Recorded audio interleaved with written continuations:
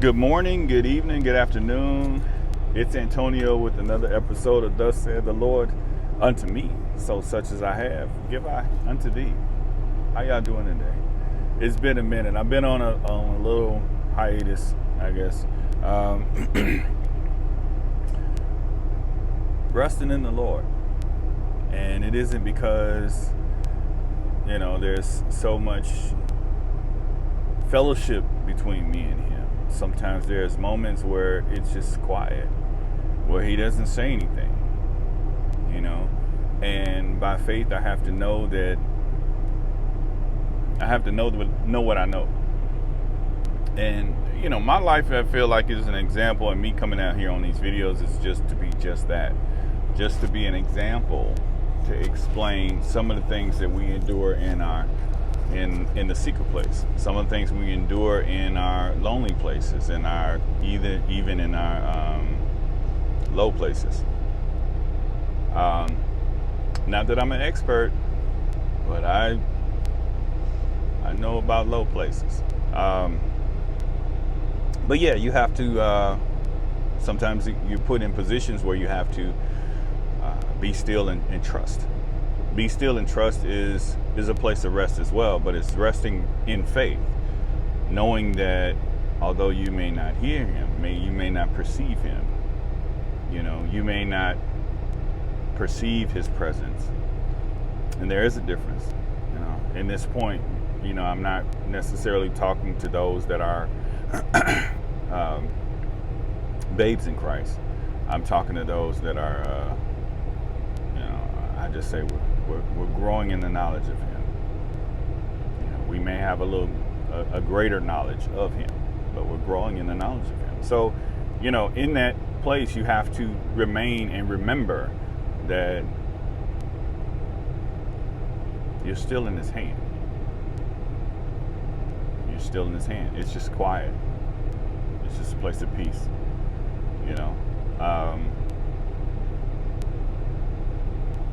I look at it sometimes like, I'm placed in the cleft of the rock, waiting on the next movement of his glory. That's my understanding. But I made a video yesterday I was going to put out there. It was, I was ready to clap back to a certain extent. It was a little spicy a little bit, and that's shouldn't be a real man's terminology, but anytime there's any type of clap back or any type of shots fired, you gotta know that you got to be able to say it and word it in the correct way. And I felt like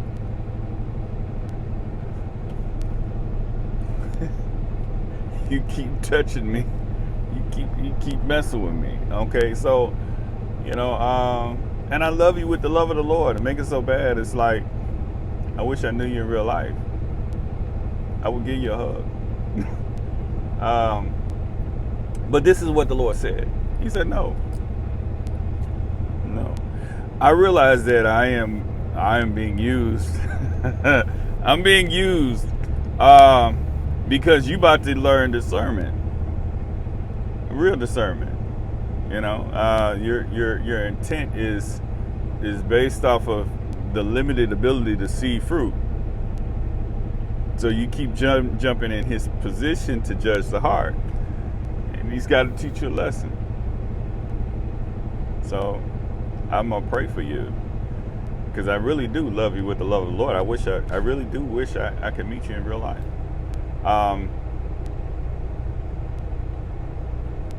But anyway, you keep doing what you do, and I'll let him prove that he is the main ingredient in this pot. So that's that.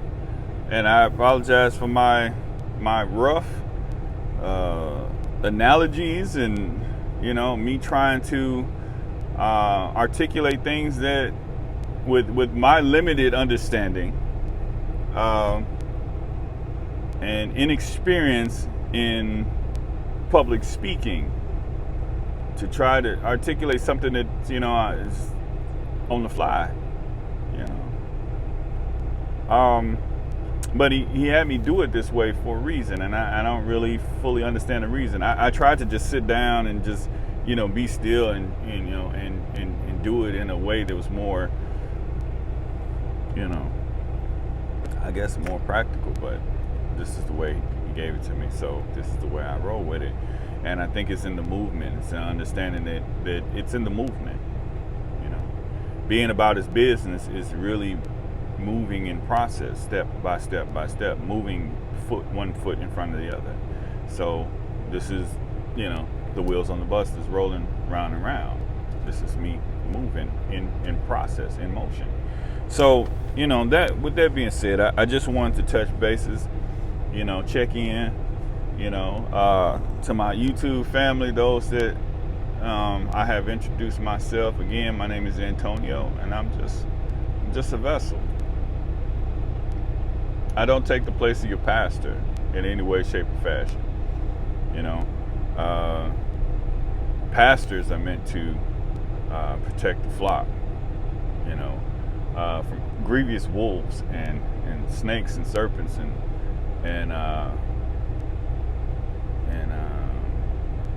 but see, I won't do it.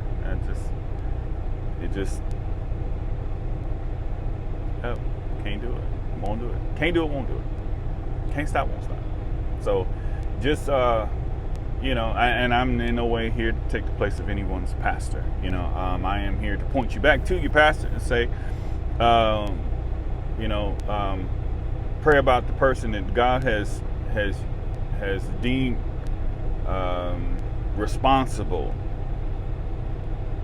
for you, and you're growing in Him, and that's that. That's that. These are just conversations. I claim them to be no more than that. This is a conversation with a man who loves Jesus, and what's going to come out of that man's mouth. That's it. What should come out of a man's mouth who's been sitting with the Lord all day. So this is what the expectation is. But forgive me if it's too carnal, or forgive me if it's too like I said, if it's too rough. I've been set apart, and I mean not necessarily in the spiritual sense, but I've been set apart, meaning that I have been separated and isolated even from the world's standard or standpoint. So I still believe in the real men talk, so I apologize. I try not to be too, there's a time and a place for sensitivity, and there's a time and a place for, speak from the low parts, say it with your chest, so it's that, old relic, old dinosaur, but that's okay. Old dinosaurs and relics still have a place. That place is still directing and pointing the younger generation in the right direction, in spite of the fact that they may believe they know the way. So you have to still be there and be like, well, you know the way, but I already went that way. So when you're ready to listen, I tell you, and that's it. But yeah, on that note, that was it. I don't really have anything profound to say. It's just been sitting in His presence. It's been it's a lonely walk. It's a lonely road. I'm still doing it with a smile on my face to a certain extent, and to the best of my ability, but I ain't started the day yet. And I got halfway through this coffee, so we're gonna make it do what it do. And I ain't had to deal with no traffic today yet. So I'm about to get out here and play in traffic, and y'all have a blessed and wonderful day. To God be all glory. This is the day the Lord has made. Let us rejoice and be glad in it. I have to admit, the joy that I have is the world didn't give it. I am truly in His joy. And, I let y'all know if that wasn't the case.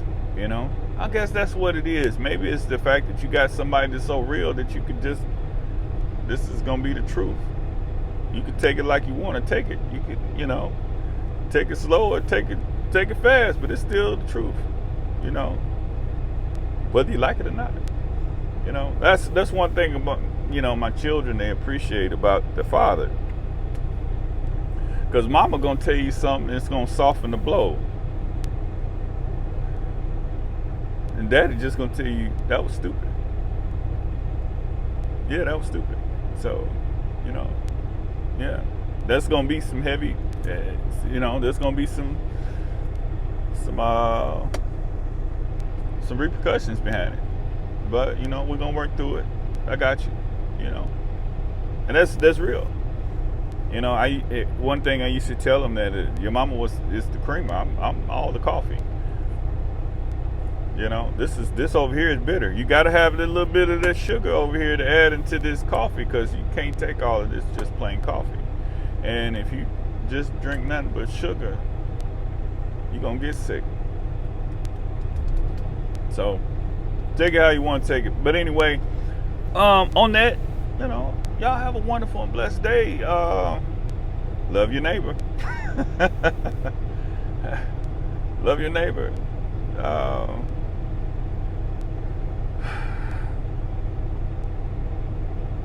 As you love yourself. That's how the scripture goes. Love your neighbor as you love yourself. No, love, yeah. That ain't the King James version, so I'm just going to say that's paraphrasing it, but,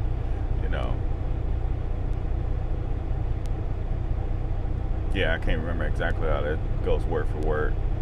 But, yeah, that's that. Love your enemies. Bless them that curse you. Do good for them that hate you, and pray for them that despitefully use you and persecute you. They hurt you. They persecute you. That ye may be the children of your Father which is in heaven. Oh, yeah, side note. That's what it was. Side note. So, the Lord said not to do any clapbacks or any type of revenge. He said vengeance is his and he will repay. Some of y'all is just learning the lesson that he has to teach. And that lesson is being able to discern with, I guess, the limited ability of fruit. You're able to discern his voice. That's going to be your issue. This is where you got a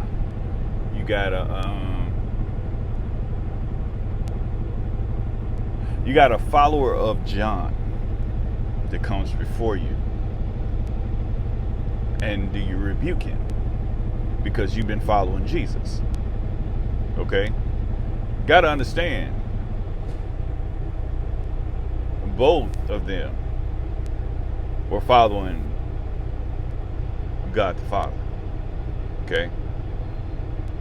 Jesus, of course, is the excellent sacrifice. Jesus, of course, is the fullness of the Godhead bodily. Of course, if you got Jesus over here, then you got more of the real thing. All right? Because if you see me, you've seen the Father, according to what Jesus told his disciples. But here's the point. John's disciples wasn't wrong. They just wasn't with the bridegroom. Okay? John's disciples knew the wilderness. John's disciples were... The best way to put it is like this. If you see me, you've seen the Father. Now, you say these 12 disciples, their voice or their speech told on them, according to the woman who was dry snitching over here on Peter. Okay, I know you're one of the Galileans. Your speech betrays you. I never knew the man. That's Peter bust out. But no, reality is that you walk with him, so therefore you look like it, you sound like it.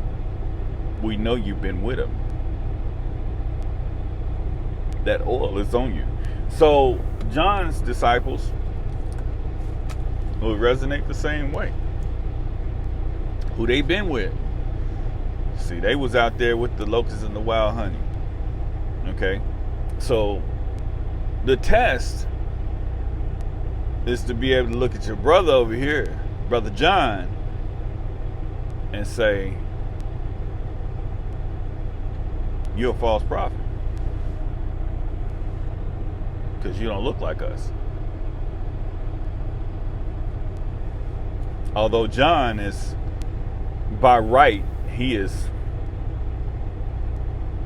prophet and priest.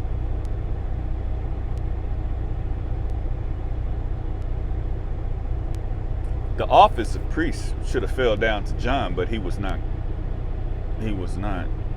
given the office, but given the office of prophet. And then Jesus even refers to him as prophet like unto Elijah. So, I mean, I'm just saying, it's the wildness. You gotta be able to see through the wildness. And I apologize because I ain't got the collar and I ain't got the, and I'm not referring to myself as John, but even, and it's, I was just a few days old when I realized that Jesus and John both said the same thing when they said, repent ye for the kingdom of heaven is at hand. Ooh, I didn't know Jesus said that. I did not know that. Yeah, I always knew John said it. I always knew John was out there in the Jordan just roasting Pharisees and Sadducees, and they was being baptized by him. You got to realize the power that the impact this man had, to where you got these posh, pretty boys that's in these robes, these fine robes, and all they be jeweled, bedazzled all the way up and down. Yet they walking down into the Jordan to be baptized. Y'all seem to forget. I mean, everybody wanted to talk bad about the Pharisees, but you got to understand these were religious leaders who had not known anything else, but this is the way to get to God. They have studied, they have trusted, they have gotten to this place where this is what it is, and then here comes John talking about there's another way. Here comes Jesus saying, I am the way.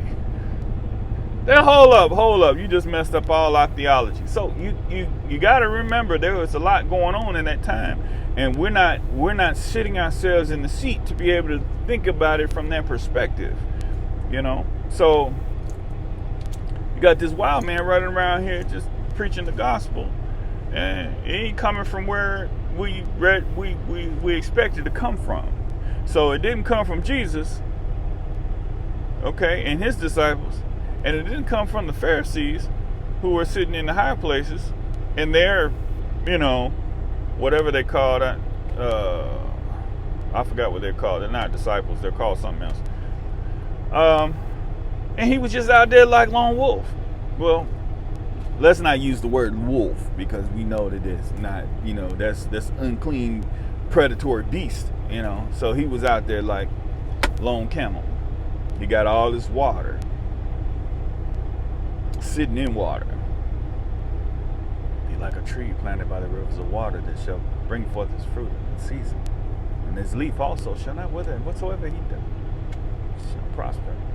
Anyway, but yeah, so, that's it, that's all. I just, I just touching on that, what he told me, and this is where I pressed the button to send that video.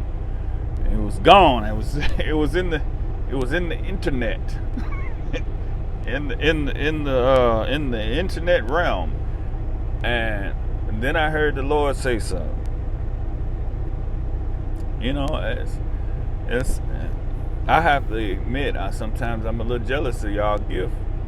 Y'all gift to be able to hear him so clearly and so much.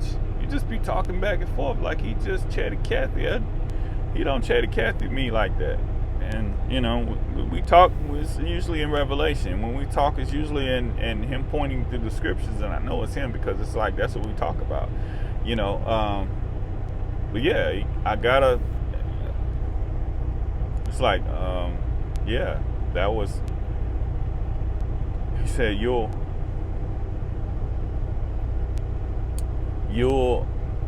referred me back to the wheat and the tares.